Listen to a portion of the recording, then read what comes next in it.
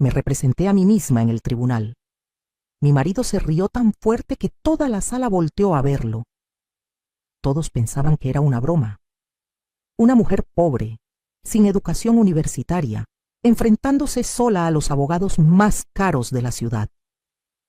Me levanté del asiento con las manos temblando, agarrando un folder lleno de documentos que había preparado durante meses. Mi voz se escuchó quebrada al principio, insegura. Pero después de mi primera frase, algo sucedió. El juez se inclinó hacia adelante. Los abogados dejaron de murmurar. La sala entera se quedó en silencio absoluto, porque lo que estaba a punto de revelar cambiaría todo. Roberto, mi esposo de 32 años, había cometido el error más grande de su vida. Pensó que yo era tan tonta que nunca me daría cuenta. Pensó que podía quedarse con todo, dejarme en la calle como si yo fuera basura, como si 3 décadas de matrimonio no significaran nada. Pero lo que él no sabía, lo que nadie en esa sala sabía, era que yo había descubierto cada una de sus mentiras. Cada propiedad que escondió a mi nombre sin que yo lo supiera. Cada cuenta bancaria secreta. Cada documento falso que firmé sin leer porque confiaba en él. Y ahora, parada frente a ese tribunal, iba a usar todo eso en su contra. Sigue mi historia hasta el final y comenta la ciudad desde donde me estás viendo para saber qué tan lejos ha llegado mi relato. Aquella mañana en el tribunal no fue coincidencia. Fue el resultado de años de humillación, de ser tratada como invisible en mi propia casa. Mi nombre es Beatriz Sánchez y tengo 68 años.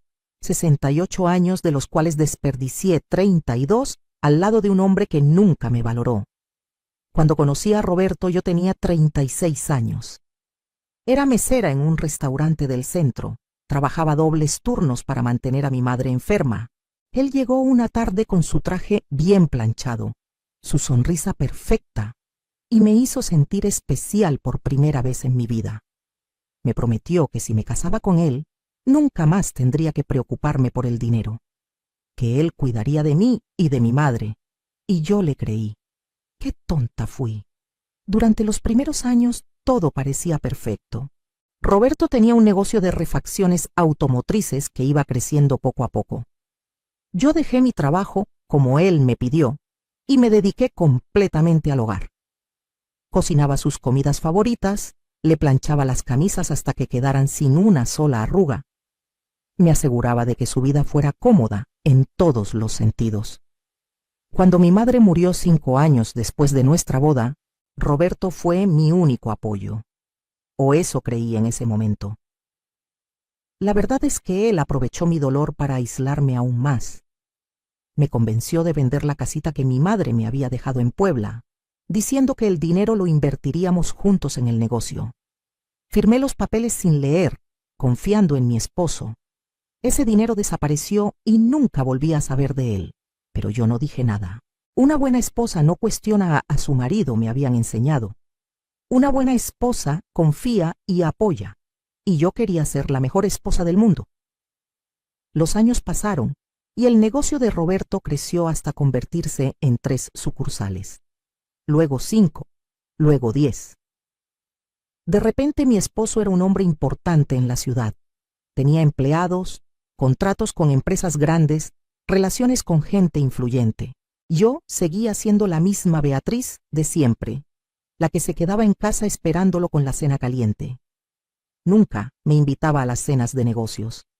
Decía que yo no sabía comportarme en esos ambientes, que me quedaría callada sin saber de qué hablar, que era mejor que me quedara en casa. Y yo obedecía, siempre obedecía. Dejé de ver a mis amigas porque a Roberto no le gustaba que saliera sola. Dejé de visitar a mis primos porque decía que eran mala influencia. Poco a poco mi mundo se hizo tan pequeño que solo existía él, nuestra casa, y la televisión que veía durante horas mientras esperaba que regresara. Algunos días ni siquiera regresaba a dormir. Decía que tenía juntas que se alargaban, viajes de negocios de último momento. Yo le creía todo, o quería creerle, porque aceptar la verdad significaba aceptar que había desperdiciado mi vida entera. Todo empezó a cambiar hace 2 años. Roberto llegó una noche más tarde que de costumbre. Olía a perfume que no era el mío. Tenía una mancha de labial en el cuello de la camisa. Cuando le pregunté, me gritó por primera vez. Me dijo que estaba loca, que era una vieja paranoica y ridícula, que debería estar agradecida de que todavía me soportara. Sus palabras me dolieron más que cualquier golpe. Pero lo que vino después fue peor. Roberto empezó a llegar cada vez más tarde. Ya ni siquiera se molestaba en inventar excusas. Los fines de semana desaparecía por completo, y cuando yo le reclamaba, se reía en mi cara. Me decía que qué iba a hacer yo, que a dónde iba a ir, que sin él yo no era nada, no tenía nada, que era una mujer vieja sin educación, sin dinero, sin futuro. Una noche revisé su celular mientras dormía. Lo sé, no debía hacerlo. Pero algo dentro de mí necesitaba confirmar lo que ya sabía. Encontré mensajes con una mujer llamada Daniela. No era solo una aventura. Llevaban 3 años juntos. 3 años en los que él le había comprado un departamento, un carro, le pagaba viajes al extranjero. Mientras yo usaba la misma ropa desde hace años porque Roberto decía que no había dinero para gastar en tonterías. El dinero que yo había aportado vendiendo la casa de mi madre, el dinero que era parte mía del negocio que construimos juntos, todo se lo estaba gastando en esa mujer que tenía la mitad de mi edad. Sentí que el piso se abría bajo mis pies. Lloré toda esa noche en silencio, tapándome la boca con una almohada para que no me escuchara. Al día siguiente actuaba como si nada.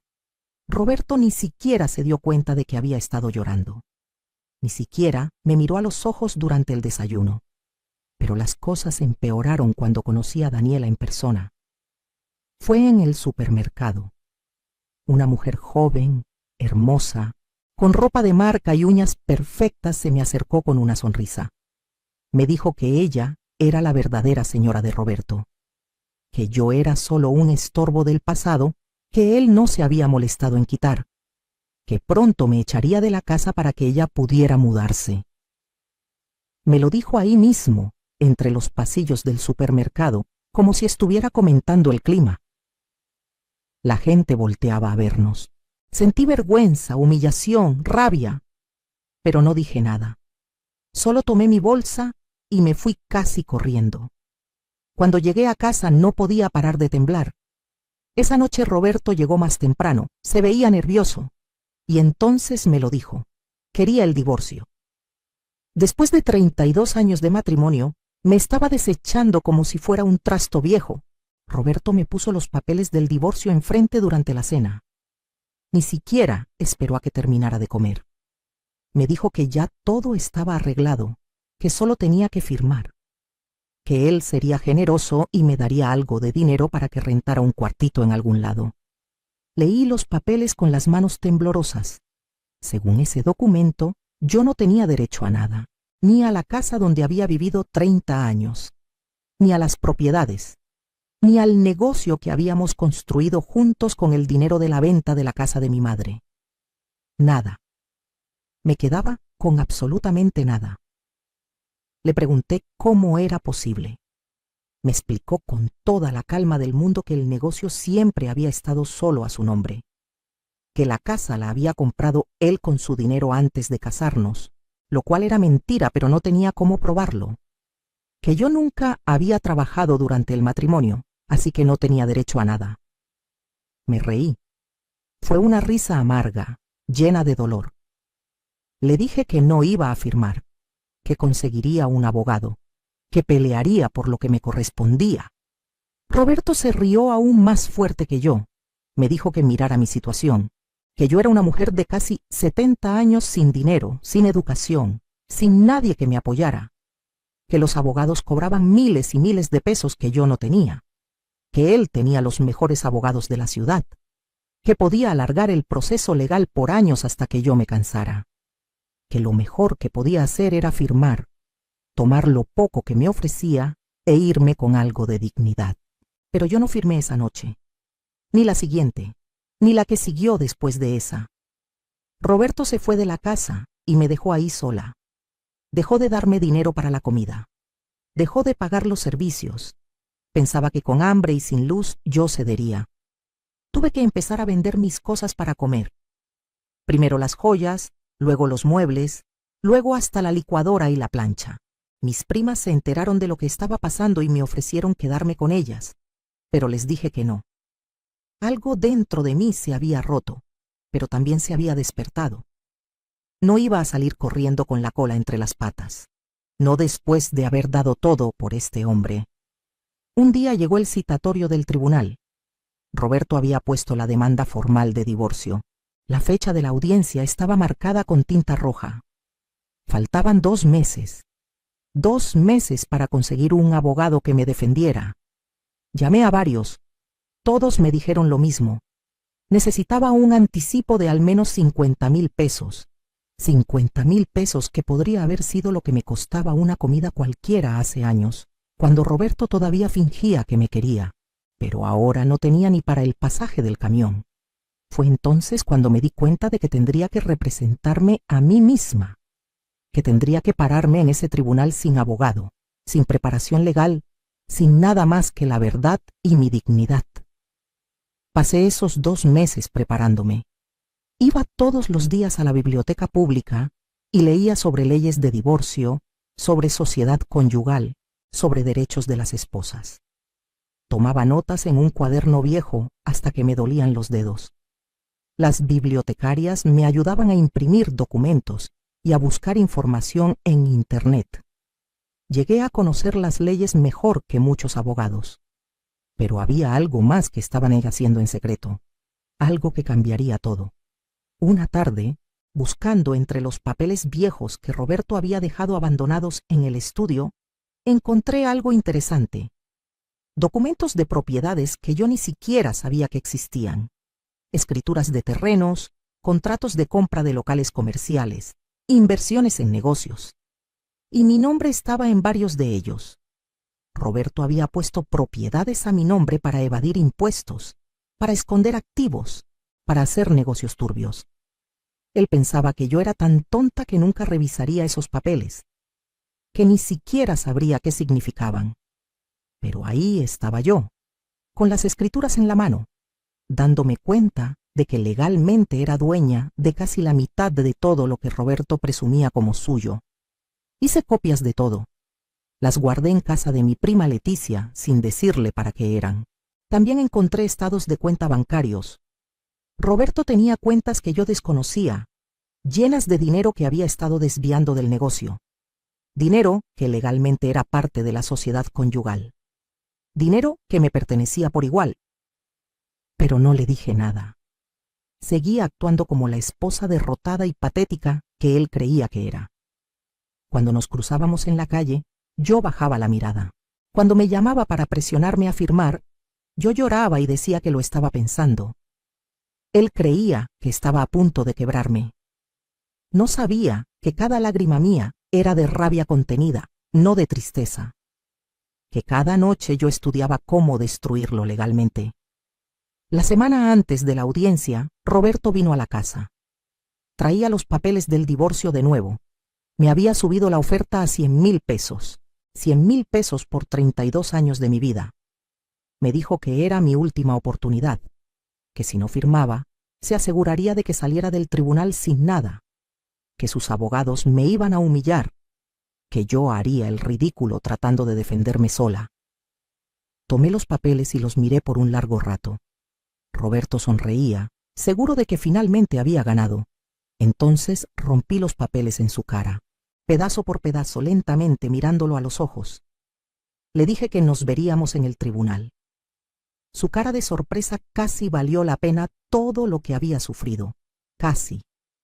Llegó el día de la audiencia. Me vestí con lo mejor que tenía. Un vestido azul marino que había sido elegante hace 10 años y que ahora estaba un poco gastado pero limpio y digno. Me peiné con cuidado. Me maquillé ligeramente. Quería verme bien. Quería que Roberto viera que no me había destruido. Cuando entré a la sala del tribunal, Roberto ya estaba ahí. No estaba solo. Tenía 2 abogados con trajes caros, maletines de piel, relojes que costaban más que un auto, y ahí estaba ella. Daniela, sentada detrás de Roberto como si ya fuera su esposa. Me miraron los tres y se rieron. Escuché cuando uno de los abogados le susurró a Roberto que esto iba a ser más fácil de lo que pensaban, que una vieja sin abogado no tenía ninguna oportunidad. Roberto me miró con desprecio, con ese mismo desprecio con el que me había mirado los últimos años. Daniela me sonrió con suficiencia, acomodándose el cabello perfecto. Me senté en mi lugar, sola, con mi folder de documentos que había preparado durante meses, con las manos temblándome pero la mente clara. El juez entró y todos nos pusimos de pie.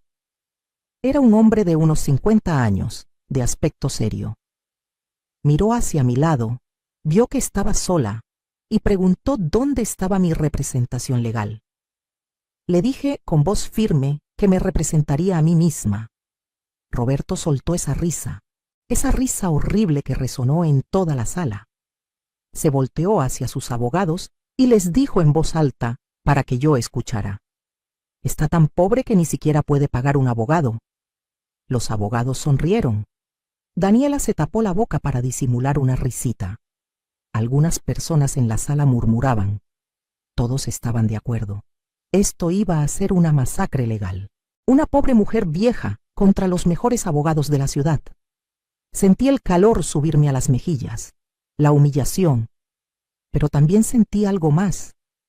Rabia, una rabia fría y calculadora que había estado creciendo durante 2 años. El juez pidió orden y dio inicio a la audiencia. Los abogados de Roberto presentaron su caso primero.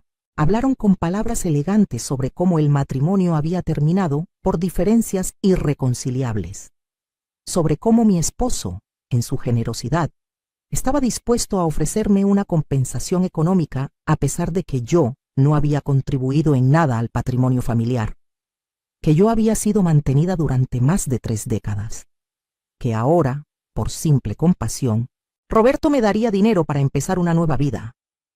Presentaron documentos que mostraban que todo estaba a nombre de Roberto. El negocio, la casa, los autos, todo. Según ellos, yo no tenía derecho legal a nada. Terminaron su presentación luciendo muy satisfechos. El juez me miró y me preguntó si quería decir algo. Me puse de pie. Las piernas me temblaban. Sentía todas las miradas sobre mí. Roberto sonreía como si esto fuera un espectáculo. Abrí la boca para hablar y mi voz salió quebrada al principio.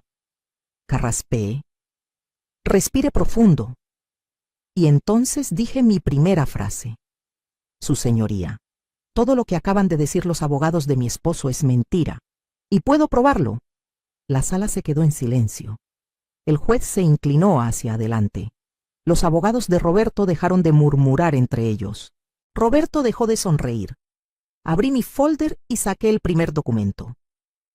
Con voz cada vez más firme, expliqué que cuando nos casamos hace 32 años, no firmamos separación de bienes, que según la ley, todo lo adquirido durante el matrimonio era sociedad conyugal, que eso significaba que legalmente yo era dueña de la mitad de todo.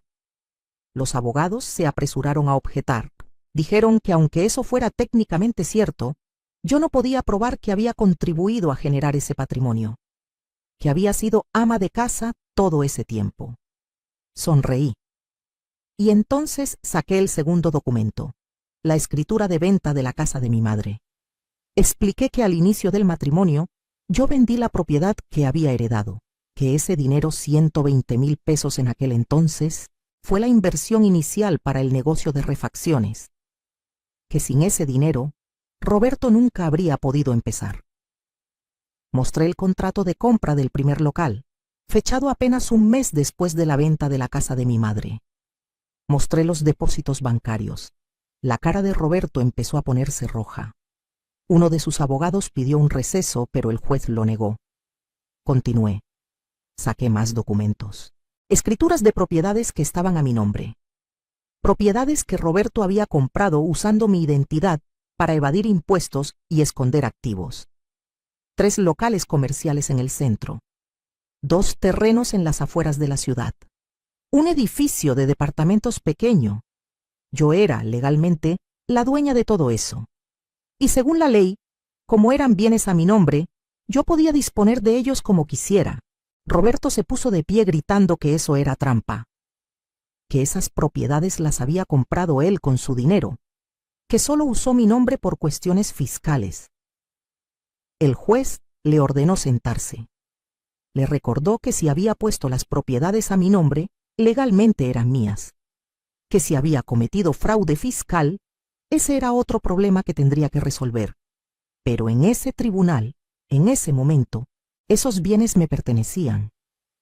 Vi cómo Roberto palideció, cómo sus abogados empezaron a revisar frenéticamente sus propios documentos, dándose cuenta de que habían metido la pata.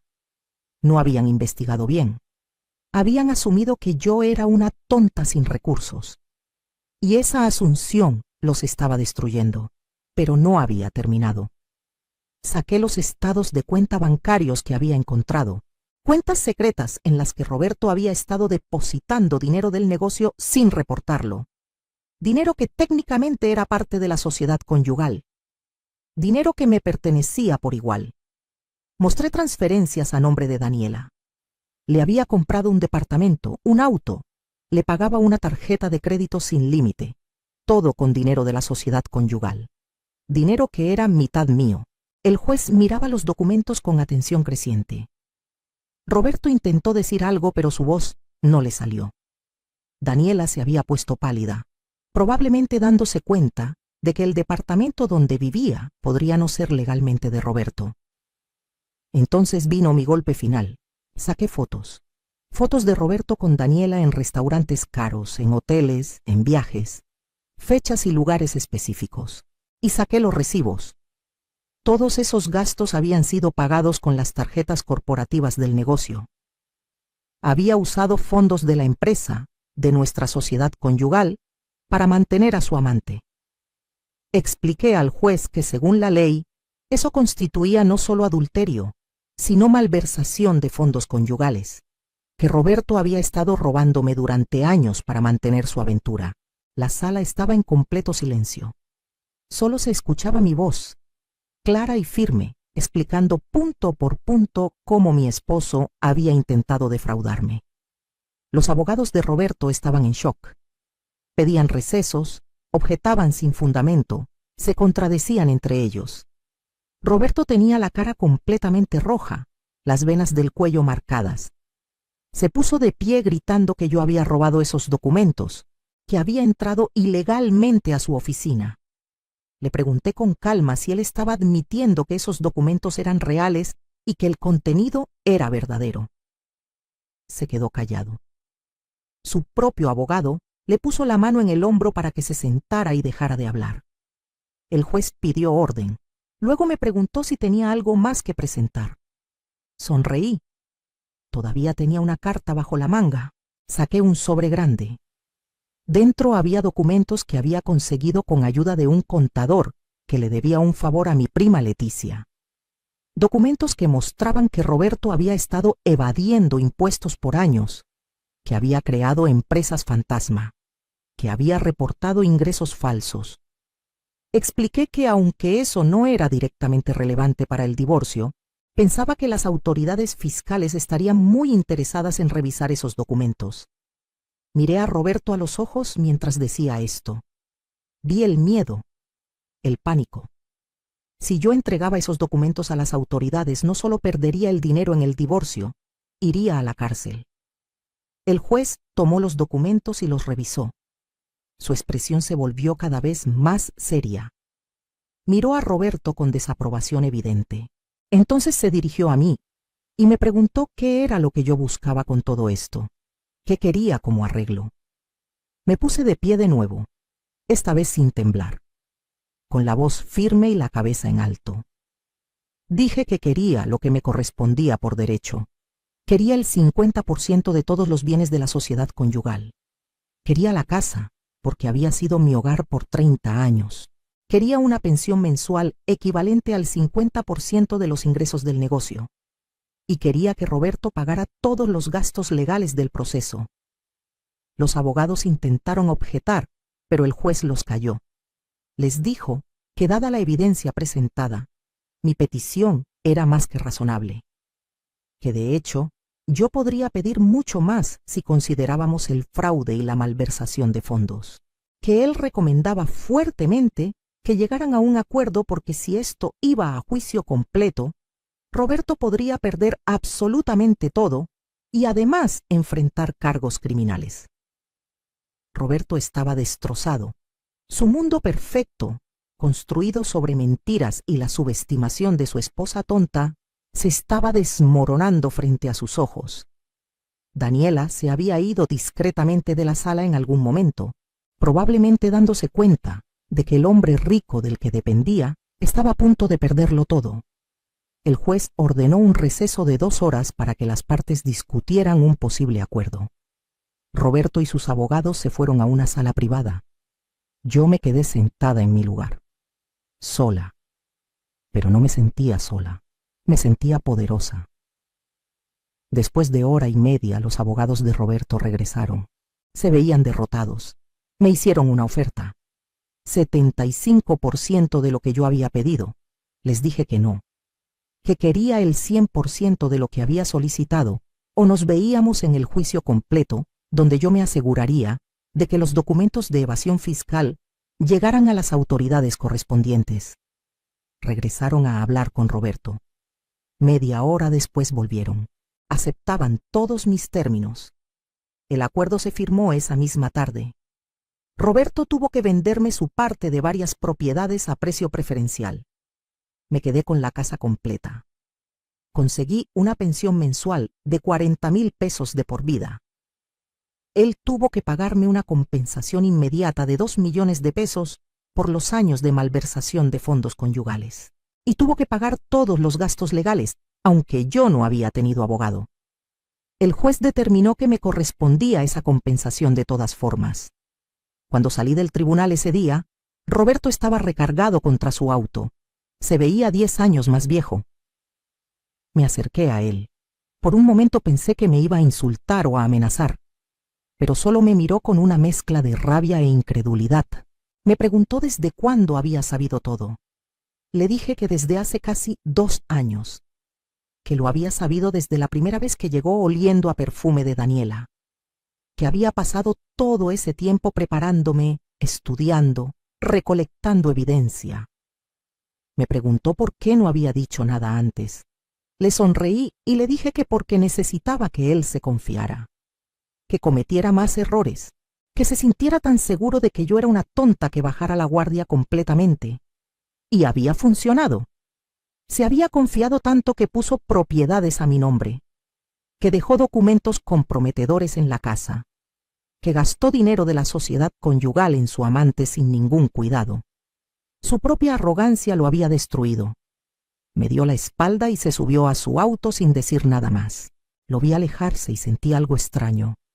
No era felicidad exactamente, era alivio, libertad, como si hubiera estado cargando un peso enorme durante 30 años y finalmente lo había soltado. Regresé a casa esa noche, a mi casa, legalmente mía ahora. Me preparé un té y me senté en la sala. La misma sala donde Roberto me había puesto los papeles del divorcio meses atrás, seguro de que yo firmaría como la esposa sumisa que siempre fui. La misma sala donde me había dicho que yo no era nada sin él.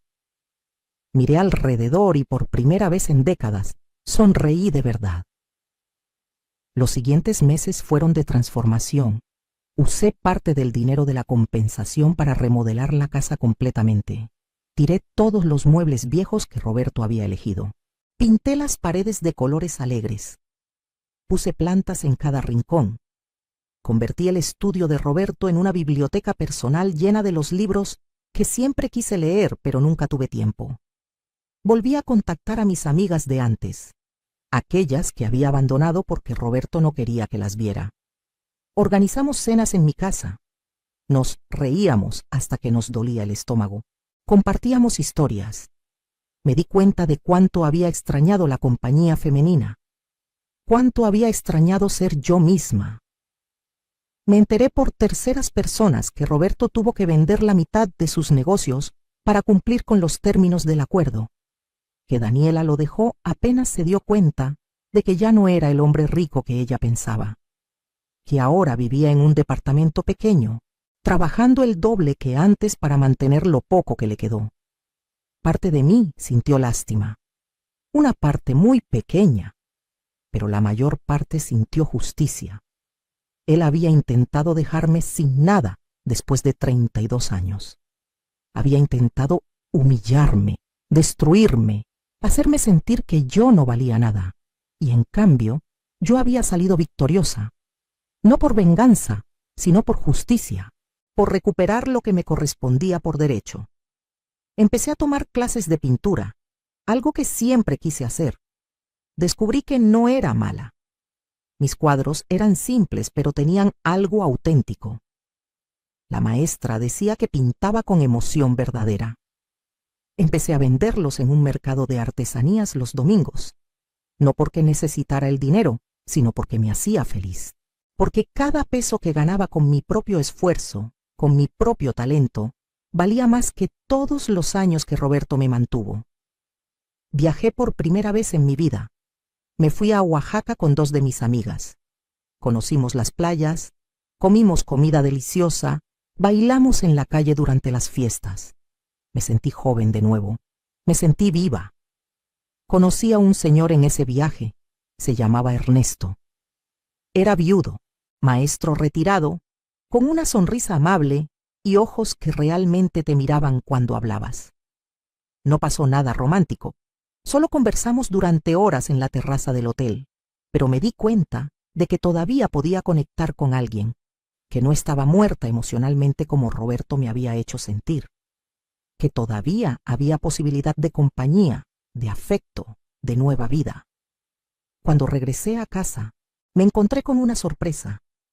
Mi prima Leticia había organizado una pequeña fiesta con todas mis amigas y familiares. Había un pastel que decía «Felicidades, Beatriz». Les pregunté que qué estábamos celebrando. Me dijeron que estábamos celebrándome a mí, celebrando mi valentía, celebrando que había recuperado mi vida. Lloré esa noche, pero fueron lágrimas felices, lágrimas de gratitud hacia las personas que siempre estuvieron ahí, esperando que yo regresara a ser quien realmente era. Un año después del divorcio, abrí un pequeño negocio, una cafetería en uno de los locales que ahora me pertenecían. La decoré con mis propios cuadros. Contraté a 3 mujeres de mi edad que, como yo, habían sido amas de casa toda su vida y ahora necesitaban trabajo. Les pagaba bien y las trataba con respeto. La cafetería se volvió un punto de reunión para mujeres del barrio. Un lugar donde podían venir a platicar, a desahogarse, a apoyarse mutuamente. Sin darme cuenta, había creado algo hermoso, algo que ayudaba a otras mujeres como yo.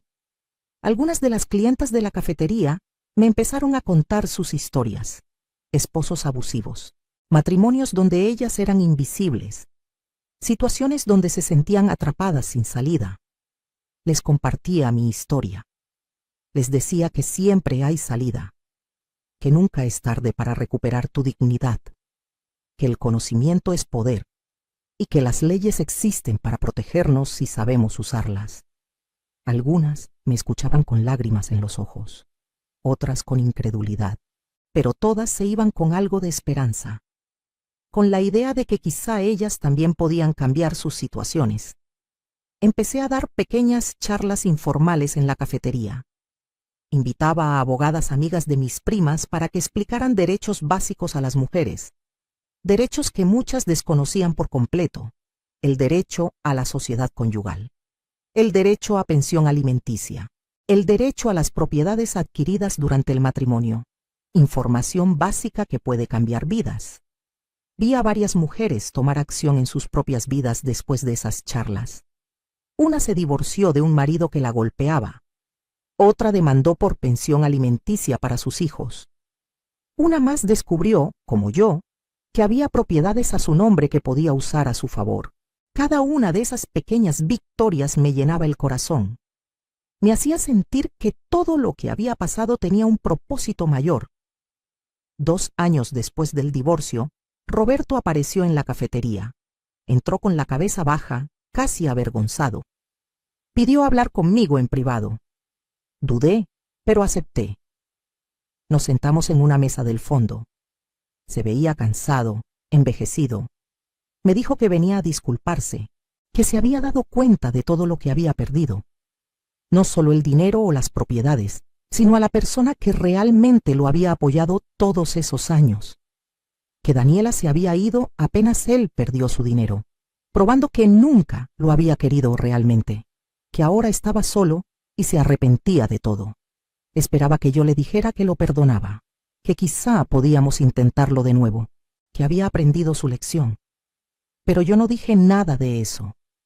Le dije que apreciaba la disculpa, pero que era demasiado tarde, que yo había construido una nueva vida sin él, una vida mejor, una vida donde yo importaba, donde mis decisiones contaban, donde yo era dueña de mi propio destino.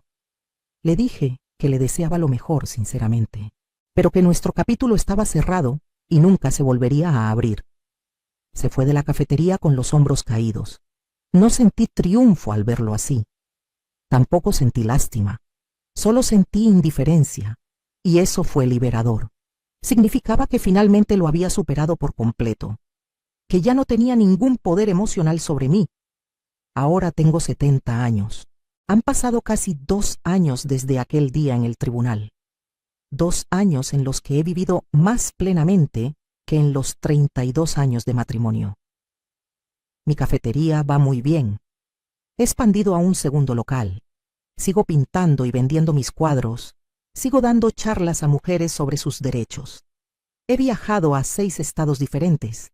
He hecho nuevas amigas. He redescubierto pasiones que había enterrado. Ernesto, el señor que conocí en Oaxaca, y yo mantenemos contacto. Hablamos por teléfono cada semana. Él vino a visitarme el mes pasado. Fuimos al cine, a cenar, a caminar por el parque. No sé si se convertirá en algo más. No me importa realmente. Solo disfruto su compañía sin expectativas, sin ataduras, sin depender de nadie para mi felicidad. La casa que tanto peleé en el tribunal sigue siendo mi refugio. Pero ya no es la casa fría y silenciosa donde esperaba sola a que Roberto regresara.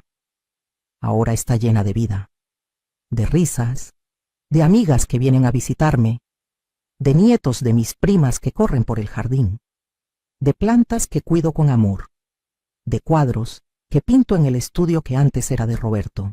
Cada rincón tiene una nueva memoria feliz.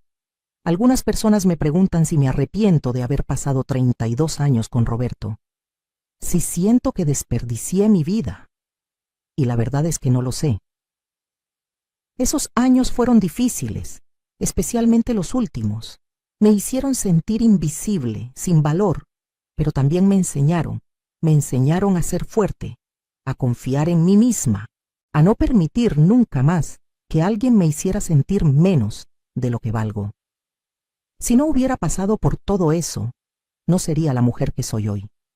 No tendría la empatía que tengo hacia otras mujeres en situaciones similares. No sabría apreciar mi libertad e independencia como las aprecio ahora.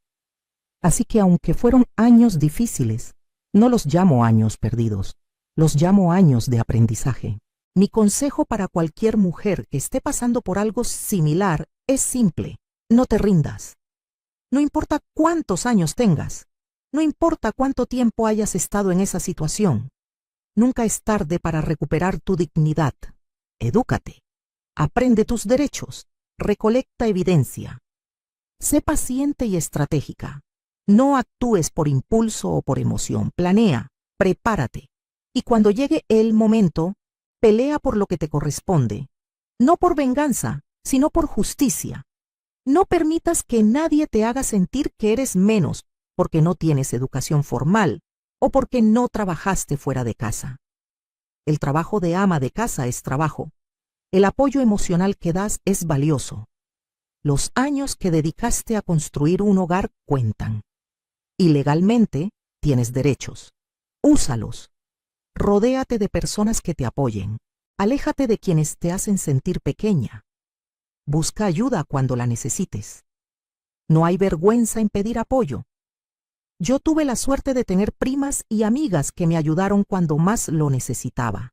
Y sobre todo, recuerda que tú vales, que mereces respeto, que mereces dignidad, que mereces ser feliz. No importa lo que alguien más te haya hecho creer. Hace unos meses recibí una carta. Era de una mujer que había asistido a una de mis charlas en la cafetería.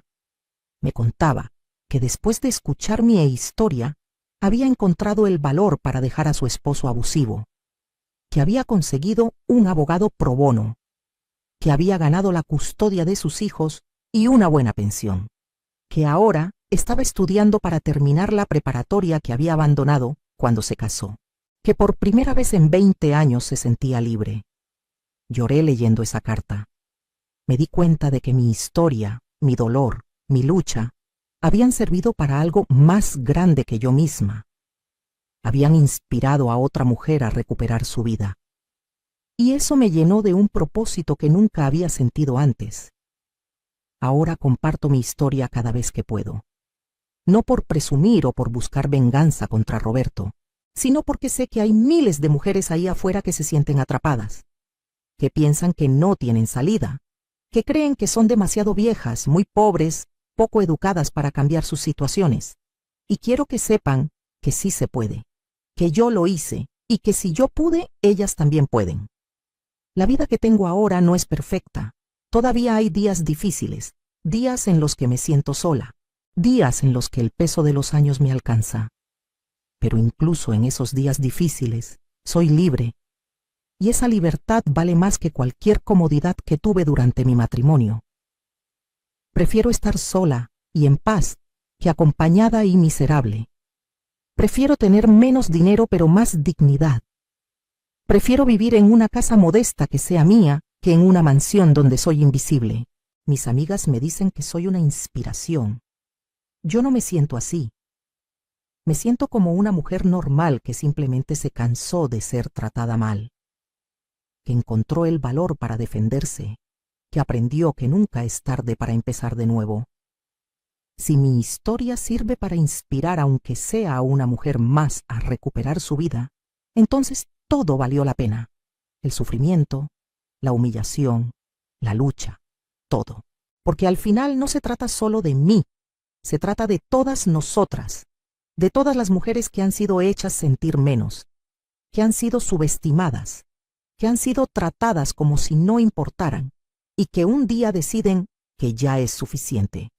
Ese día en el tribunal, cuando me levanté sola frente a esos abogados caros y ese marido arrogante, no estaba realmente sola. Llevaba conmigo el espíritu de mi madre que me enseñó a ser fuerte, de mis amigas que creyeron en mí, de todas las mujeres que alguna vez fueron menospreciadas y decidieron pelear. Y gané. No solo gané dinero o propiedades, gané algo mucho más valioso. Gané mi respeto propio, gané mi libertad, gané mi vida de vuelta. Y eso no tiene precio. Así que a todas las mujeres que están leyendo esto, especialmente a aquellas que se sienten atrapadas en matrimonios donde no son valoradas, les digo, hay esperanza, hay salida. No será fácil. Habrá momentos en los que querrás rendirte, momentos en los que el miedo te paralice, pero sigue adelante. Da un paso a la vez. Edúcate, prepárate, y cuando estés lista, pelea. Pelea por tu dignidad. Pelea por tu futuro. Pelea por la vida que mereces. Yo lo hice a los 68 años. Si yo pude, tú también puedes. No importa tu edad. No importa cuánto tiempo hayas estado en esa situación. Nunca es tarde para recuperar tu poder. Nunca es tarde para ser libre. Hoy, mientras escribo esto sentada en mi cafetería, rodeada del aroma del café recién hecho y del sonido de mujeres, conversando y riendo, me siento agradecida. Agradecida por el valor que encontré. Agradecida por las personas que me apoyaron. Agradecida incluso por el dolor porque me enseñó quién realmente soy. Soy Beatriz Sánchez. Tengo 70 años. Soy dueña de mi propia casa. de mi propio negocio, de mi propia vida. Y nadie, nunca más, me hará sentir que valgo menos. Aquella mañana en el tribunal, cuando todos pensaban que sería humillada, cuando mi propio esposo se reía de mí, cuando los abogados caros creían que sería una victoria fácil, yo me levanté. Hablé. Y cambié mi vida para siempre. Si yo pude pararme en ese tribunal sin abogado y ganar, tú puedes enfrentar lo que sea que estés enfrentando en tu vida. Créelo, porque es verdad. Eres más fuerte de lo que piensas. Vales más de lo que te han hecho creer. Y mereces una vida donde seas respetada, valorada y libre. Nunca olvides eso. Nunca permitas que nadie te lo quite. Y si alguien intenta hacerte sentir menos, recuerda mi historia. Recuerda que una mujer de casi 70 años sin educación universitaria y sin abogado le ganó a los mejores abogados de la ciudad. Porque tenía algo que ellos no tenían. Tenía la verdad. Tenía la ley de mi lado. Y sobre todo, tenía la determinación de no permitir que me destruyeran. Esa determinación vive en todas nosotras. Solo necesita ser despertada. ¿Qué harías en mi lugar? Comenta abajo. Me encantaría leer tus historias, tus pensamientos, tus propias experiencias, porque todas tenemos una historia que contar. Y todas podemos aprender unas de otras. Juntas somos más fuertes. Juntas podemos cambiar no solo nuestras vidas, sino las vidas de nuestras hijas, nietas y todas las mujeres que vienen después de nosotras. Gracias por escuchar mi historia. Gracias por permitirme compartir este pedazo de mi vida con ustedes. Y recuerda, no importa qué tan oscura parezca tu situación ahora, siempre hay luz al final del túnel. Solo tienes que tener el valor de seguir caminando hasta encontrarla.